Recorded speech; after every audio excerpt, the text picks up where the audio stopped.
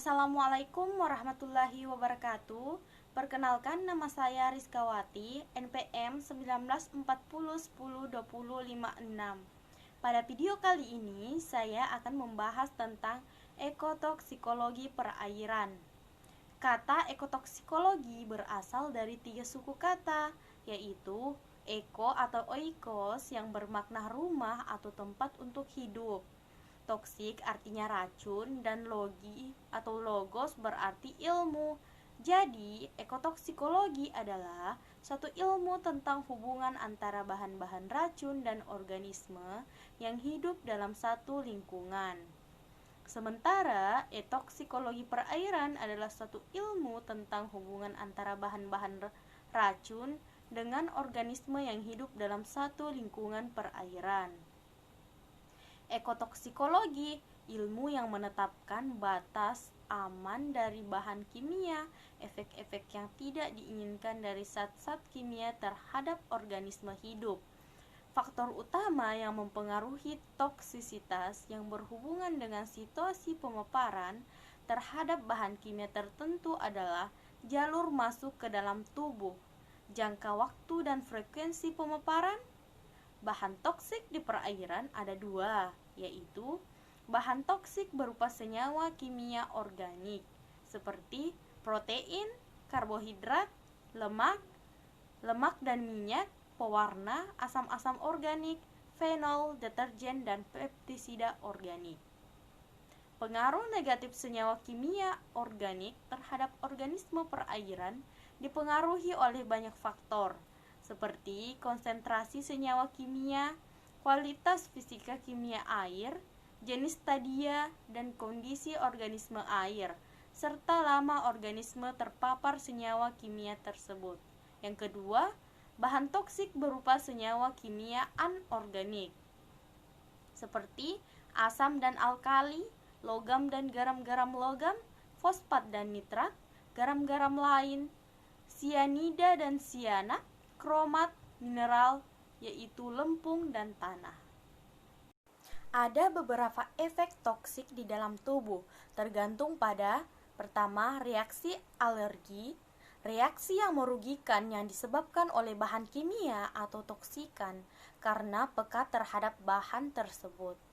Kedua, reaksi idiosinkrasi merupakan reaksi abnormal secara genetis akibat adanya bahan kimia atau bahan polutan.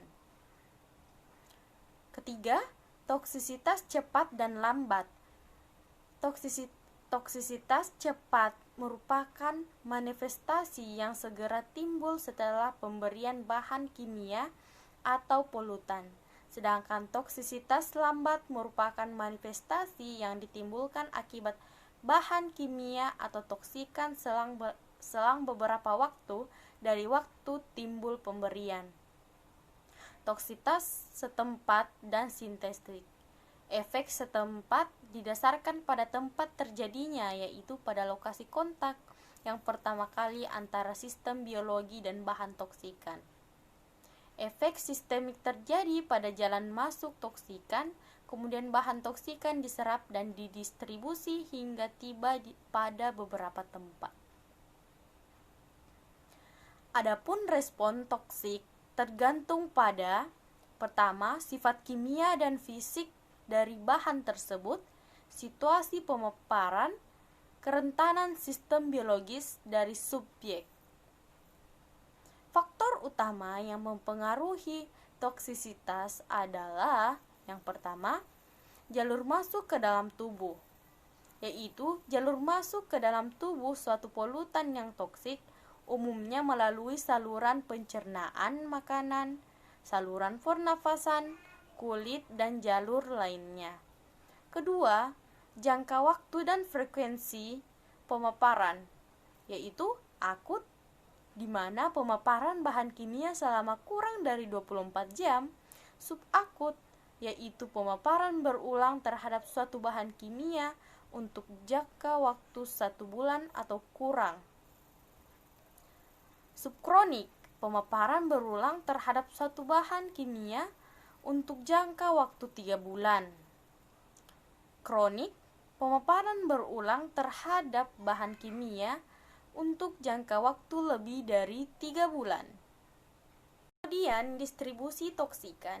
Setelah toksikan memasuki darah, distribusi dengan cepat ke seluruh tubuh, maka laju distribusi diteruskan menuju ke setiap organ tubuh. Pertama, hati dan ginjal. Hal ini berhubungan dengan fungsi kedua organ ini dalam mengeliminasi toksikan dalam tubuh. Ginjal dan hati mempunyai kemampuan untuk mengeluarkan toksikan. Kedua, lemak. Toksikan yang daya larutnya tinggi dalam lemak memungkinkan konsentrasinya rendah dalam target organ, sehingga dapat dianggap sebagai mekanisme perlindungan. 3. Tulang. Untuk beberapa toksikan, tulang merupakan tempat penyimpanan utama. Contohnya 90% dari Pb tubuh ditemukan pada skeleton. Kemudian, ekskresi toksikan. Pertama, ekskresi urin. Ginjal merupakan organ yang sangat efisien dalam mengeliminasi toksikan dari tubuh. Senyawa toksik dikeluarkan melalui urin oleh mekanisme yang sama seperti pada saat ginjal membuang hasil metabolit dari tubuh. Kedua, ekskresi empedu.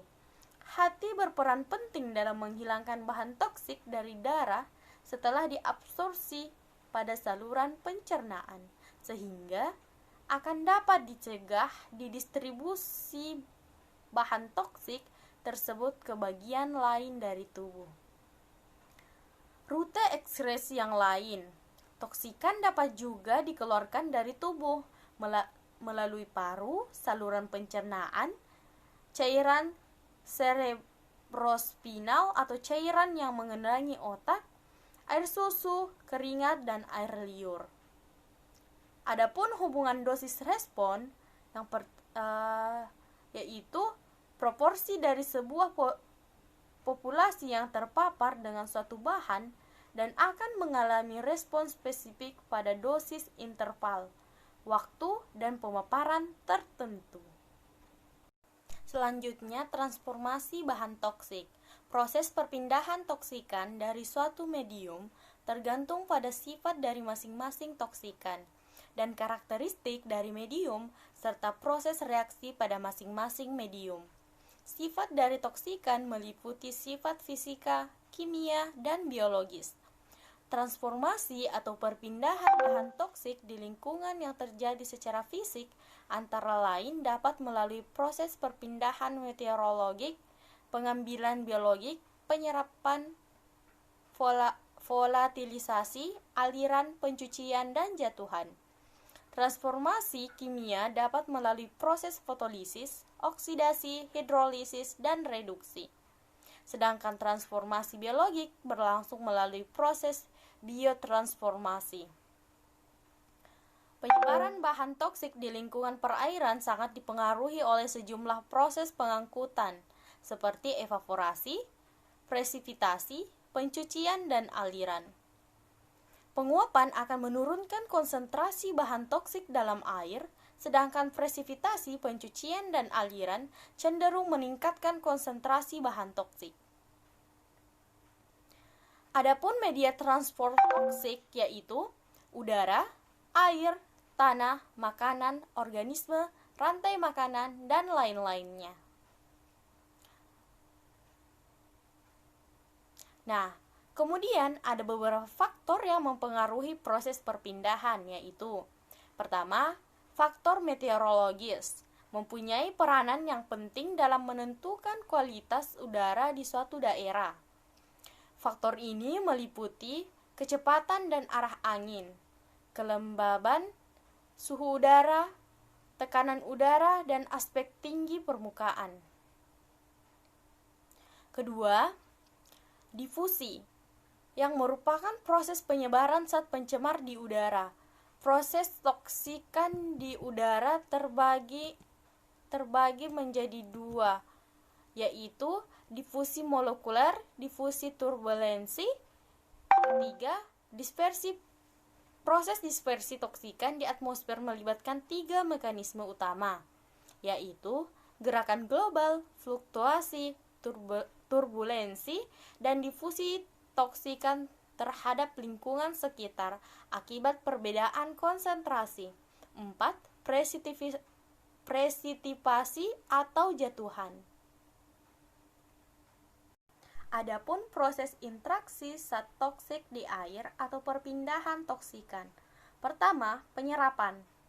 Umumnya hanya bagian zat yang berada dalam bentuk terlarut, terdispersi secara molekul yang dapat diabsorpsi. 2. Penguapan dalam proses interaksi. Zat toksikan dalam air dipengaruhi oleh dinamika ekosistem lingkungan. 3. Difusi. Laju difusi ditentukan oleh sifat-sifat tetap seperti berat molekul kontaminan atau solut, berat molekul air atau solvent, suhu air, viskositas, dan sifat-sifat dinamis dari bentangan gradasi konsentrasi bahan kimia. 4. Terbawa oleh massa air. Selanjutnya, proses biodegradasi.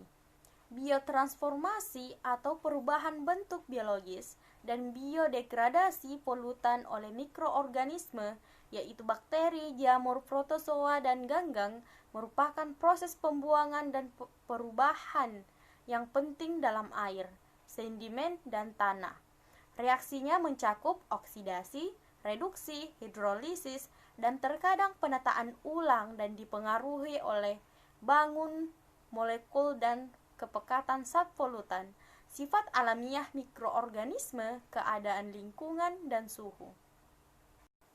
Dan yang terakhir adalah faktor-faktor yang mempengaruhi toksisitas bahan pencemar terhadap organisme perairan.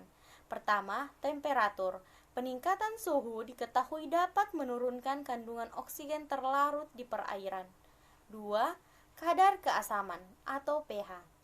pH rendah dapat meningkatkan toksisitas logam dan adanya hubungan yang kuat antara penurunan pH dan peningkatan kelarutan ion logam dapat menyebabkan peningkatan bioakumulasi dan toksisitas. 3. Salinitas.